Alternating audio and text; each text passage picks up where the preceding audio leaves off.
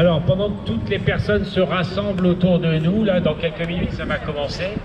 On va essayer déjà de faire un petit sondage autour de cet espace de démonstration concernant les chiens. Alors, je vous demande de faire un grand cercle autour de nous. Là, on est là au centre avec ce superbe border collie noir et blanc. Faites un grand cercle, un très grand cercle autour de nous, parce qu'on va vous présenter l'éducation canine d'une façon absolument remarquable. Alors, Jim, j'ai commencé une petite entrée en matière. On n'est pas encore dans la démonstration à proprement parler, mais parlons des différents chiens.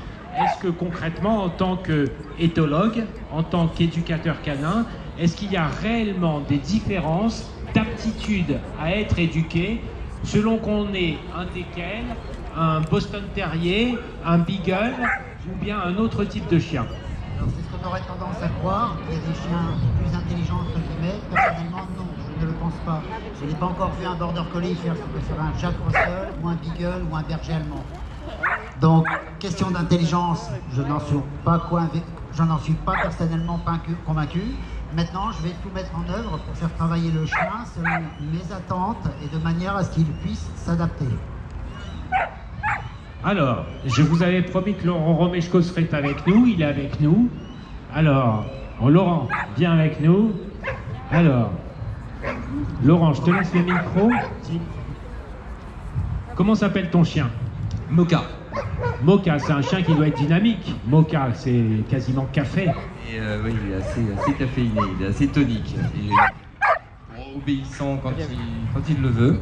Et voilà, en tout cas, très affectueux, un chien très gentil. Est-ce que quand tu as fait l'acquisition de ce chien, on t'a donné un manuel de bonne conduite ou d'éducation canine? On m'a donné quelques indications, mais j'ai beaucoup improvisé. Alors, pour éviter d'improviser, on va demander à Jim de nous présenter les choses essentielles. Et puis, de temps en temps, Laurent et moi, on interviendra autour de sa démonstration. Voilà. Donc, faites un cercle complet. Faites un cercle complet, faites tout le tour. Faites tout le tour, on veut être complètement entouré. On ne veut pas qu'il y ait de barrière, on veut qu'il n'y ait que des humains autour de nous. Voilà. Alors, ton chien à quel âge? Alors, mon border collie, il a tout juste 18 mois, donc il est encore très jeune. Je pense qu'il y a encore un an de travail bien carré pour le canaliser. Quand je dis canaliser, ça ne veut pas dire imposer, mais simplement lui laisser le temps de grandir dans sa tête, avoir une certaine maturité. C'est-à-dire le fait de bien comprendre, bien assimiler tout ce qu'on peut lui demander. Donc, je pense qu'on pourrait être tolérant vers ces petites erreurs. Là, on l'entend aboyer parce qu'il est rarement loin de moi, sauf en travail. Et puis, ce qui compte, c'est pas le résultat, mais plutôt la manière dont on va amener le résultat. Personnellement, c'est comme ça que je travaille. Donc, sur des bases éthologiques, non pas pour obtenir, mais pour pouvoir proposer et obtenir la collaboration. Voilà. À partir de quel âge on peut commencer l'éducation d'un chien? Alors, le plus tôt possible. Plus vous allez commencer tôt avec un chien, plus vous allez le stimuler mentalement, psychologiquement, lui donner l'occasion de réfléchir. Ran, par exemple, à 2 mois et 3 jours, il connaissait déjà le coucher à distance, sur 1 mètre, 2 mètres, mais il se couchait à la demande. Voilà. Tout le reste, c'est la construction, développement du chien, et construction et développement d'une relation maître-chien. Voilà, bien on va démarrer cette démonstration. Donc bien sûr, je vais le rappeler, pardon Yves. Tu laisses.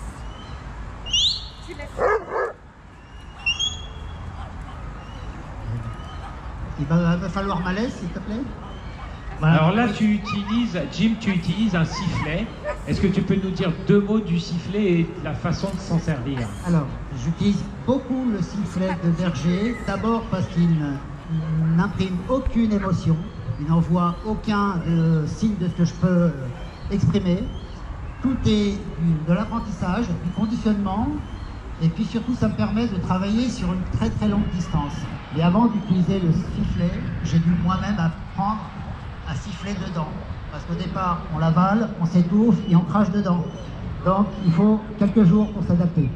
Ensuite, il a fallu conduire l'apprentissage pour le chien, pour codifier et lui donner un sens à tous les exercices, tous les signaux.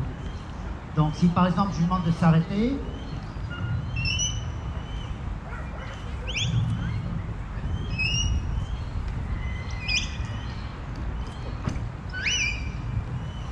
voyez, ce sont des ordres simples, Ran, Koda. Et avant d'avoir commencé avec le sifflet ou les ordres verbaux à exiger, j'ai établi une connexion avec le chien, notamment par le déplacement. Si par exemple, vous voyez là, il ne s'occupe pas de moi, j'ai une laisse. Voilà, vous voyez, il vient de se connecter. La laisse est avant tout un outil de communication, un moyen de parler avec son chien. Je lui demande rien là. Ma gestuelle suffit, je m'arrête, il s'arrête.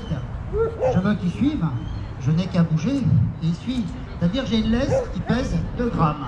Et ces 2 grammes, à terme, il n'y aura plus rien du tout. Et c'est ce que tout le monde recherche. Qui fait la connexion? Le chien sur moi. Alors comment j'ai mis ça en place? On est tous confrontés à des problèmes. Il faut que Moka écoute. Parce que là, il a un hot dog à sa gauche. Il est très perturbé. Moka, Jim est là pour toi. Alors laisse tomber ce hot dog et écoute. On peut lui donner le hot dog et puis ça sera réglé. Alors bien sûr, nous sommes tous confrontés à la laisse avec ses problèmes. Ah, merci. C'est-à-dire que le chien soit amené à tirer, à résister ou simplement le maître qui tire. Or, une laisse, c'est quelques grammes dans la main. Les signaux qu'on doit envoyer sont très très légers, très succincts, mais ils doivent être extrêmement précis. Ah, Nadine. Très bien. Ce qui fait que je peux conduire mon chien où je veux, comme je veux. Le tout est d'être clair dans ses demandes. Très souvent, en éducation canine, on envoie des signaux très forts. Ça suffit, pas bouger, viens ici, attends, reste. Non, on bouge, Ran, côté. Donc j'ai codifié les ordres. Ran, côté, très bien. Je peux m'arrêter. Ran, place. Je vais demander de rester simplement en place. Et si vous regardez, moi je peux libérer mon regard. Par contre, lui se fixe sur moi. Je peux lui demander de se coucher à distance. Ah, un raté. Quand vous avez des ratés, on ne punit pas le chien. N'oubliez pas que le chien apprend par essai et erreur. Toutes les erreurs sont des essais. Nous aussi, on a le droit de se tromper. Donc le chien, j'ai banalisé. Ran, Koda. Très bien. Sit. Ran, sit. Place. On va recommencer. Je vais demander un coucher à distance. Le message est clair, il a surtout un sens pour mon chien, comme je l'aurais pour moi aussi. Je vais demander une chose bien précise. Alors Jim, juste 2 secondes, parce que non, je vais le libérer avant qu'il se mette en faute. Voilà, c'est ça. Stop. Et allez, stop. Vous voyez, vous avez un temps très court pour clarifier les demandes de manière à ce que le chien l'intègre dans son système à lui. Pas dans ma demande. Moi, je veux qu'il reste 1 heure en place. Il faut au départ que je leur laisse 5 minutes, 10 minutes, 2 fois 30 minutes, puis ensuite 1 fois 1 heure. Mais réagissez, demandez peu pour obtenir beaucoup. Ça, c'est très très important. Laissez le temps au chien de comprendre et de s'adapter. Ce que je voulais dire qui est important, c'est que en ce qui concerne la différence entre le sifflement et la voix, c'est que la portée n'est pas la même et l'intonation de la voix change parfois le sens du mot qui est prononcé. Tout à fait. Alors, Ran, pour couper court à ce problème, parce que la voix transmet nos émotions, Médor vient, Médor attention, Médor je suis content, Ran il a appris un autre langage. Ran, Koda. Koda signifie en avant. Ran, côté. Côté, c'est avec moi. Vous voyez qu'il a raccourci la distance. Ran, Koda. Ran, Mouk, Mouk, Mouk. Mouk signifie coucher pour lui. Ran, Koda. Ran, Jou, Jou.